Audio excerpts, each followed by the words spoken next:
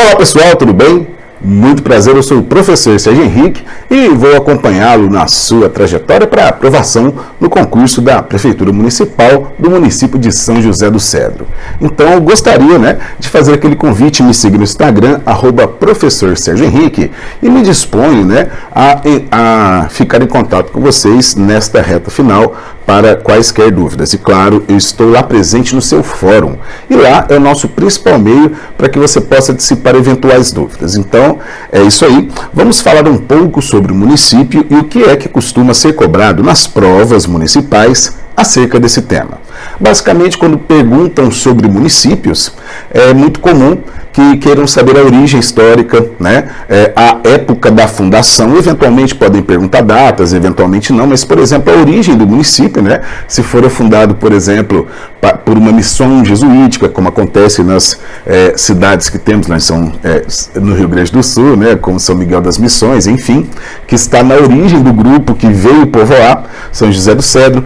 Se a origem foi a exploração madeireira, tá? Por exemplo, vamos nos lembrar que tínhamos aí a madeireira Bart Bennett, que era uma grande empreiteira. Ela, ao mesmo tempo que fazia a colonização do território, ela explorava madeira, que era uma fonte muito lucrativa para o empreendimento, Então, pessoal, vamos associar que a origem, você já sabe, é a exploração da madeira. Então, São José do Cedro é um município pequeno, Não chegamos a 15 mil habitantes, até porque na última população estimada do censo 2021, a população ficou em torno de 13.800 habitantes. Primeiramente, gostaria que você localizasse aonde está o nosso território. Então, estamos no extremo oeste de Santa Catarina, em que o nosso relevo é do perfil planáltico. São planaltos pequenos, suaves e são algumas vezes classificados como chapadas, pois são planaltos sedimentares com topo relativamente plano, que são bem diferentes daqueles planaltos localizados no litoral, que são do tipo mares de morro, planaltos cristalinos arredondados cobertos por Mata Atlântica. Então temos um perfil ambiental bastante diferente daquele encontrado no litoral. Então, além do relevo planáltico feito aí, esculpido sobre rochas sedimentares, ele permite, ele facilita a mecanização agropecuária. Então, é um local favorável para a expansão aí das atividades ligadas ao agronegócio. Lembrando que todo o interior do oeste catarinense é um dos grandes celeiros alimentícios do Brasil, devido à sua enorme produção de diversos tipos de frutas, e especialmente destaca-se a produção de carne de frango. Agora, vamos lá. Localizando o território municipal, nós estamos no extremo oeste, na região de fronteira, isso mesmo, Inclusive, uma das fronteiras, na verdade, quando é dentro do nosso próprio território, chamamos de limite municipal, tá? Então, limite entre municípios, divisas entre estados, fronteiras entre países. Então, os limites nós temos dentro do Brasil, com alguns municípios que nós já vamos observar aqui, como, por exemplo, Princesa, como, por exemplo, Guarujá, praias belíssimas e que está perto aí, da grande tragédia que aconteceu no verão de 2023. Os desabamentos ali de São Sebastião, está na região do litoral norte de São Paulo. Enfim, então, olha só, Princesa, Guarujá do Sul, Ponta Palma, tá? Também Anchieta e também Guaraciaba. Então, olha só, pessoal, claro, sabemos que temos agora o território fronteiriço com a Argentina e fez parte aí lá no início do século XX, que foi um conflito solucionado pelo Barão do Rio Branco, aquele que dá o nome ao Instituto Rio Branco, que forma diplomatas no Brasil, a chamada questão de Palmas, Inclusive foi chamado o presidente, Cleveland, para poder fazer a arbitragem internacional sobre o conflito. Então, olha só, identifique quais são os limites municipais. Então, aqui, tá, onde está o nosso marcador, é o município, tá? É a área municipal, é a área do território municipal. Aí você tem que se lembrar que a área municipal ela é expressiva, tá? E mesmo que o território seja grande, não confunda com a cidade é a zona urbana, tá? Onde fica a sede do Poder Executivo, a prefeitura, onde se concentram, né, os serviços. Então, toda vez que falamos em município, você tem a zona urbana, que é a área que se concentra a sede do Poder Executivo Municipal e o comércio, tá? Então, lembrando que todas as atividades econômicas de todos os municípios no Brasil, ela é principalmente contribuída pelo setor terciário, tá? É o setor que mais colabora para a formação do PIB. Então, por quê? Porque depende muito do funcionalismo e do comércio, tá? Então, indústria, né, as participações costumam ser muito pequenas ou eventualmente nulas. Então, o setor primário, ele tem uma participação maior, mas ele não ultrapassa aí os 15%, tá? Por quê? Porque mesmo que a maioria das pessoas possam ter algum tipo de contato direto ou indireto com as atividades agropecuárias, elas são commodities, né? Possuem baixo valor agregado, por isso, uma pequena participação no PIB. Então, vamos voltar aqui para o nosso mapa.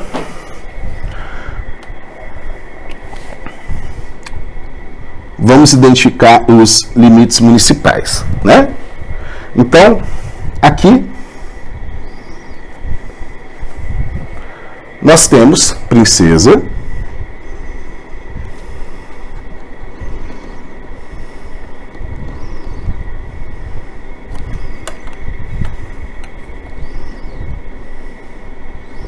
aqui é a fronteira com a República da Argentina, região do rio Peperiguaçu.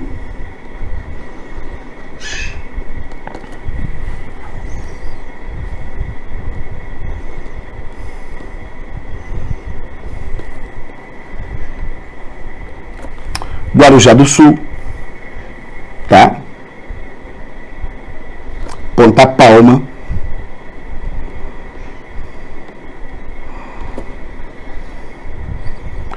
Anchieta,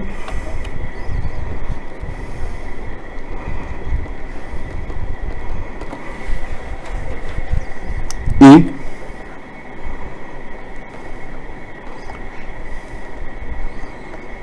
Guaraciaba, tá? Então, a maior parte dos municípios dessa região, eles foram desmembrados originalmente do município de Dionísio Cerqueira, tá? O pioneiro na região. Então, pode guardar essa informação que eventualmente pode aparecer. Qual é a origem, né, do território de onde fomos desmembrados? Então, guardou aí Dionísio Cerqueira, guardou aí que por ser território de fronteira, é uma área importante, né, para a segurança nacional em termos geopolíticos. Lembra aí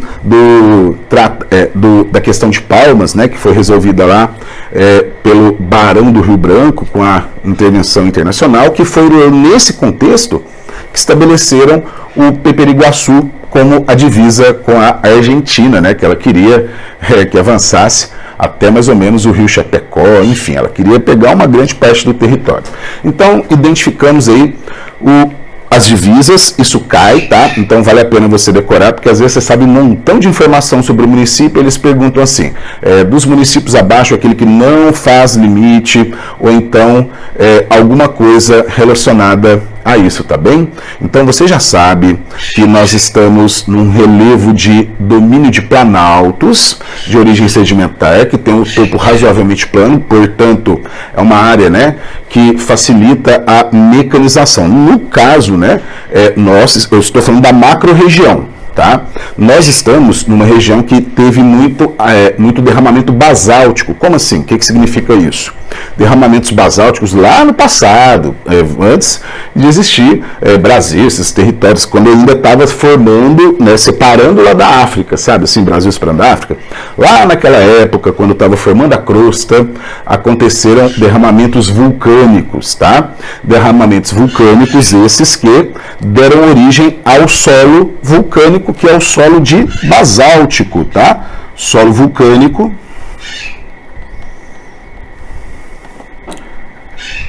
Solo basáltico.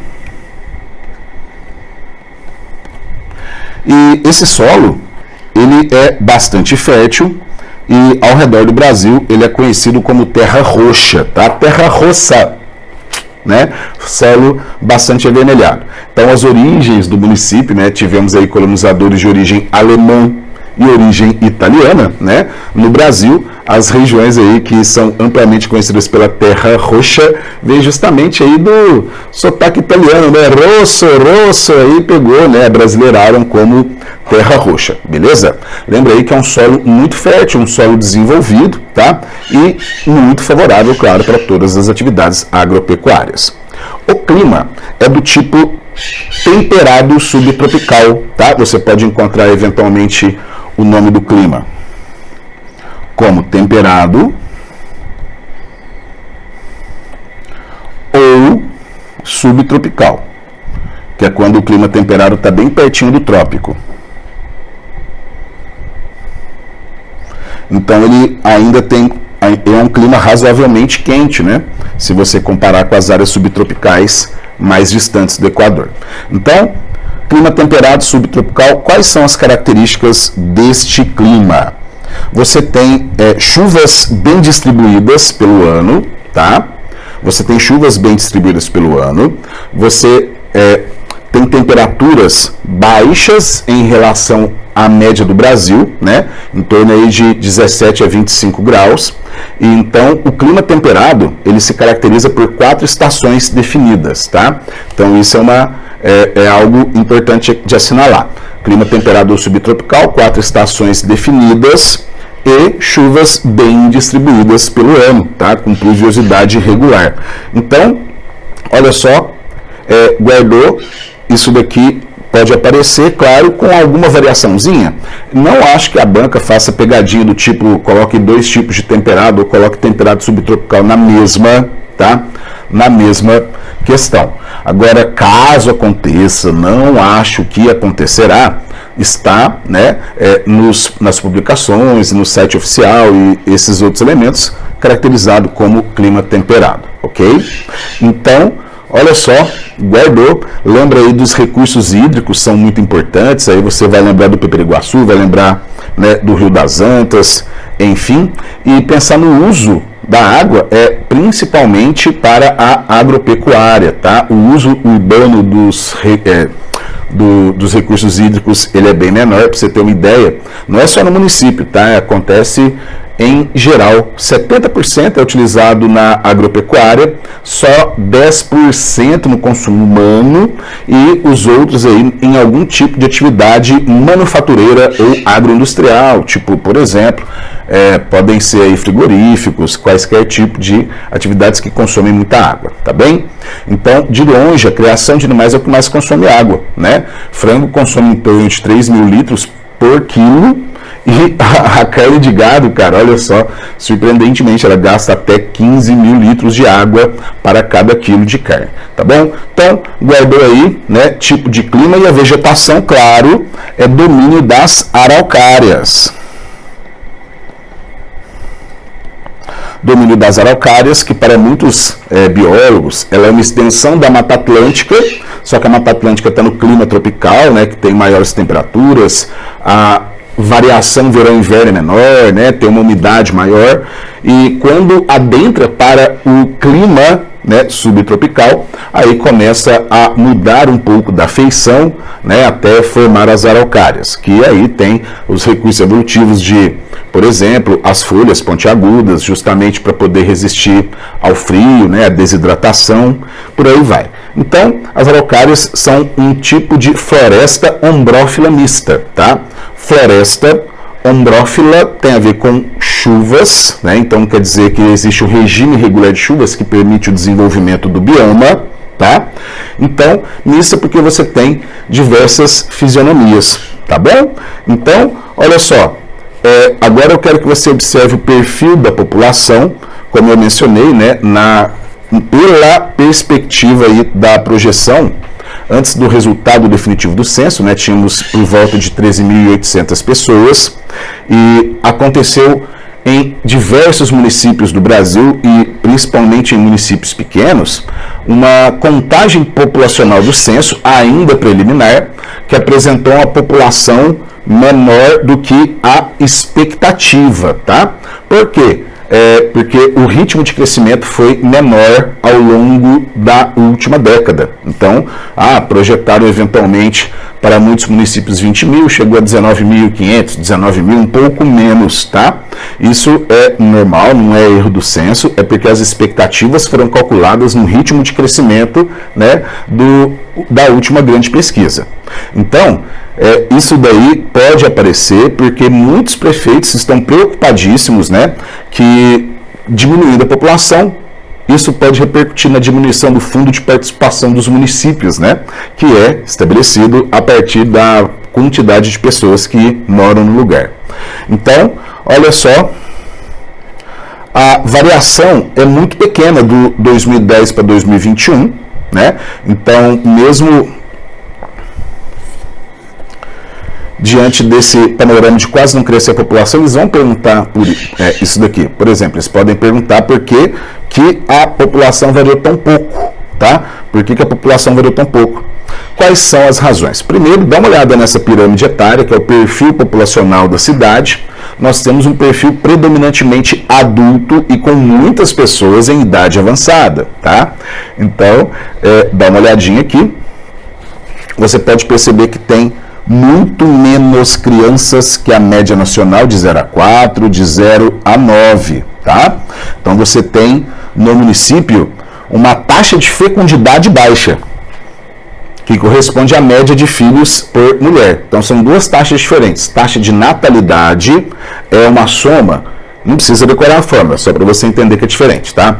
A taxa de natalidade é assim, é número de nascimentos vezes 1.000 dividido pela população total, né?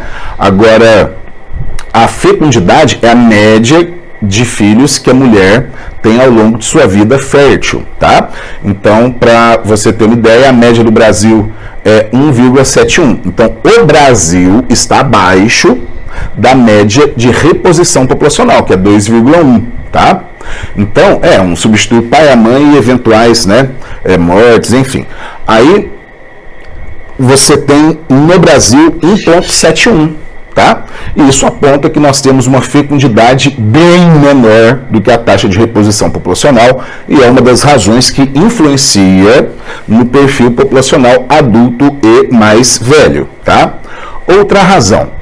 As populações dos municípios pequenos, tá? Com população menor que 20 mil habitantes, eles tendem a não crescer, tá? Não só porque eles têm menor infraestrutura, têm menos acessos rodoviários, mas também porque a população jovem do município, né, já cresce querendo, vou acabar o ensino médio, vou para a cidade grande, vou mudar, não necessariamente para uma cidade grande, né, mas vai para outro centro maior que ele tenha mais oportunidades de estudo e de trabalho. Então, essa também é uma das razões, né? A população jovem tende a sair para as cidades maiores e isso tem uma característica muito interessante. Cidades pequenas, especialmente essas com menos que 20 mil habitantes, sempre costumam ter esse perfil, tá? Com a população adulta e idosa. Enquanto grandes centros, você tem uma média de idade menor, porque é o que atrai os jovens. Então, as grandes capitais costumam ser locais jovens, beleza? Então, olha só. Olha, novamente, temos aqui a densidade demográfica, são 48,69 habitantes por quilômetro quadrado. A densidade demográfica do Brasil é por volta de 25 habitantes por quilômetros quadrados. Então, nos dois casos, a densidade é baixa, tá? Então, se fosse uma cidade litorânea, se fosse uma cidade litorânea de Santa Catarina, estava aí por volta dos seus 600 a 1.000 habitantes por quilômetros quadrados, tá bom? Então, você pode observar que tem muito adulto entre, né, a idade de 40 e 55 anos. Na verdade, até 60, né? Você tem uma população que se destaca nessa idade. Uma das razões é a grande migração para a região, porque, né, surgiu aí da exploração madeireira, e aí o processo de atração de pessoas que vão se instalando no município, né, e aí começam a estabelecer as colônias, aí vem pessoal, e aos poucos, né, a cidade começa a se estabelecer. Então, é jovem formada por processo migratório, e isso ajuda a explicar por que nas idades mais avançadas, tá, você tem um perfil populacional bem mais velho, porque há anos atrás já muitas pessoas migraram, né, para colonizar, para trabalhar. Beleza? Agora, só por uma observação geral, perceba que as mulheres também têm uma expectativa, olha só, cara, a expectativa de vida das mulheres, né, é expressivamente maior que a expectativa de vida dos homens. Muitos vão atribuir a isso, tá, o maior cuidado com a saúde, e locais em que você teve boa parte da população trabalhando em trabalhos, por exemplo, madeireira, desgasta muito, você está exposto a bastante risco, isso pode influenciar, né, na diminuição média da expectativa de vida masculina. Tá? Então, em geral, em todo o Brasil nós temos uma maior quantidade de mulheres idosas, e a razão principal é essa aí, tá bem? Então, olha só, esses são os últimos dados, né, disponíveis. Então, o PIB per capita é mais de 35 mil reais. Aí você fala, mas que é isso? É muito dinheiro, tá? Você tem no comércio aí de Santa Catarina salários bem mais altos que a média da população, tá? Salários bem mais altos que a média da população, mais altos que a média do Brasil, né?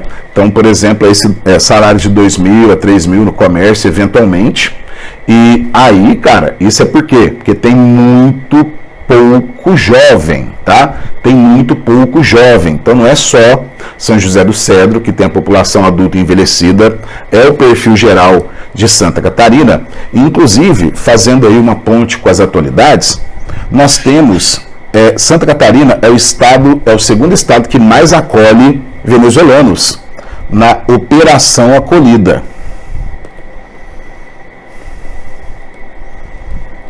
Na Operação Acolhida, né? Tem os refugiados venezuelanos, aí eles são cadastrados e enviados para estados que se dispuseram a acolhê-los, e os, né, que mais o fazem é Rio Grande do Sul em primeiro lugar, depois Santa Catarina, depois Paraná.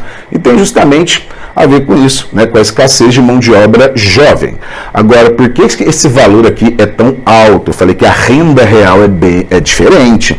Isso daqui é a divisão do total de toda a produção do município, produto interno bruto, dividido pelo total da população, PIB sobre POP, tá? Então, 35 mil reais a renda per capita, tá? Calculada aqui, PIB per capita. Agora, é diferente a renda média, tá? Que é a renda real ali que circula nos salários dos municípios. Aqui é interessante você também observar que a maior parte dos recursos é oriundo de fontes externas.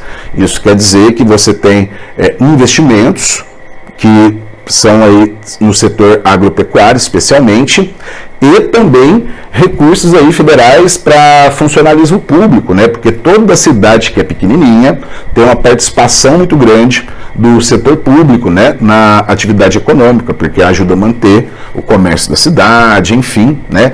E por isso, olha só, serviço público é serviço, tá? Seja militar, seja professores, seja qualquer servidor público municipal. Você embute isso no cálculo do PIB no setor terciário. Por isso, né, dos três setores econômicos, primário, secundário e terciário, o que mais contribui para o PIB é o setor terciário, tá? Comércio e serviços. Comércio e serviços. Depois, setor secundário, né? Muito pequena participação, aí toda atividade manufatureira, produção de alimentos em geral sendo processados, entra aí na secundária, e a agropecuária em si é o setor primário. Por que a contribuição costuma ser pequena do primário? Porque é commodity e tem baixo valor agregado, mesmo que movimente a dinâmica da região. Já vi concurso fazer questão muito aberta, do tipo assim, qual que é a principal atividade econômica? Aí, em geral, a gente se orienta pelo valor total adicionado ao PIB, que é o terciário, tá? Agora, eventualmente se pergunta assim, qual que é a atividade que mais destaca-se? Aí a banca fica sempre à mercê dela, porque já aconteceu várias vezes, né, dela dar uma pergunta aberta assim, e você fica, né, qual será a atividade que destaca? Será que ele quer dizer que a que mais adiciona valor ao PIB? Será que ele quer dizer onde que as pessoas trabalham mais, emprega mais população ativa, né, a pé? Será que ele quer dizer qual atividade que está crescendo no município? Enfim, tá? Mas, em geral, eu sempre oriento a anotar a atividade de comércio e serviços, que é o que costuma ser aceito como principal gabarito em geral, tá? E dependendo ali também do comando da questão, às vezes tem uma atividade agropecuária que está ali desenvolvendo, crescendo, se destaca aí nos jornais regionais, e aí você pode ter uma pergunta sobre isso, mas em geral vá pela composição do seu PIB. Tá, beleza? E lembrando, aqui eu vou, né, colocar para você de bandeja o que costuma ser mais cobrado.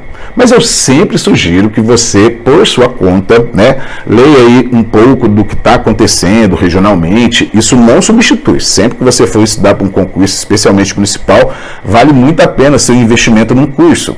Agora, isso também não substitui a sua procura, né? Ver o que está acontecendo na região, a sua interação, porque o seu olhar é importante, tá? O curso é o que é o que vai definir aí as manhas, as dicas, os macetes, mas é muito importante você ter, né, o seu próprio olhar. Então, olha só, o Índice de Desenvolvimento Humano, ele foi criado justamente para nós não pensarmos só no PIB, porque quando eu falo assim, a cidade, ela cresceu o PIB, ela cresceu a economia.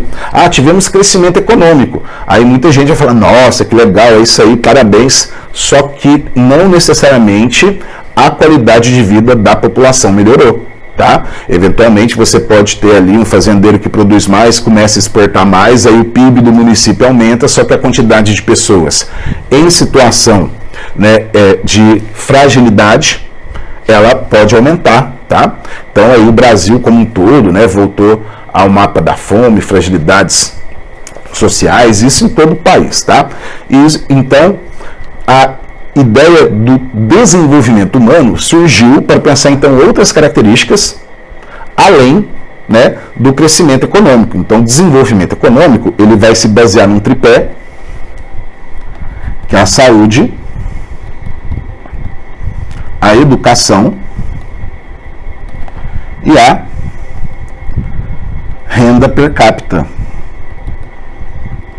E a renda per capita, essa daqui. Qual que é o problema aqui do IDH? Como ele não usa renda real, né, ele usa renda per capita, isso daqui esconde as desigualdades sociais, tá? Esconde as desigualdades sociais. Então, existe até um número, tá, chamado índice de Gini, que calcula as desigualdades. E assim como é em todos os municípios do Brasil, o índice de Gini é alto, tá? Acima de 0,5, o que significa que tem grande desigualdade social. Não precisa se preocupar agora, eu vou explicar como é que funciona. Olha só, o IDH é um índice que vai de 0 até 0,5, depois de 0,5 a 0,7, depois de 0,7 a 0,8, 0,8 a 0,9 até 1, tá bem? Chegar até 1. Até 0,5 é considerado índice de desenvolvimento humano baixo. De 0,5 a 0,7 é médio, acima de 0,7 é considerado alto, 9 é muito alto, né? Então, nós temos um índice de desenvolvimento humano considerado alto, tá bem? O índice de Gini é um raciocínio parecido, varia de 0 a 1, tá? Então, a régua é o 0,5 e passou do 0,5, a partir do 0,5 você já tem ali um maior desequilíbrio. Quanto maior de 0,5, costuma apontar grandes desigualdades sociais. Mas não precisa se preocupar, tá, com esses detalhes, basta lembrar que existe uma grande desigualdade social e mesmo que cresça a economia, pode acontecer algum impacto no desenvolvimento econômico. Lembrando que estamos usando aqui as estatísticas e os dados oficiais mais recentes disponibilizados pelo IBGE, tá bem? Porque, por exemplo, quando nós falamos aqui de total de receitas, tá, mas é 2017, não precisa saber ranking, não precisa saber os dados mais recentes, claro, só se tiver uma alteração muito grande, porque o que você tem que saber é tendência. O que você tem que saber aqui, por exemplo, que nós temos receitas que superam as despesas, por isso o município é superavitário. E a maior parte, cara, metade quase, dos municípios do Brasil que tem menos de 100 mil habitantes, eles têm algum tipo de problema na manutenção dos seus próprios custos, tá bem? Então, olha só, município superavitário, e agora eu fico por aqui, guerreiros, faço essa breve pausa, encontro vocês na resolução das nossas questões exclusivas que eu bolei para que você fique ligado aí em elementos da história e elementos da geografia do município de São José do Cedro. Então é isso aí, guerreiro, um grande abraço, bons estudos e foco no sucesso!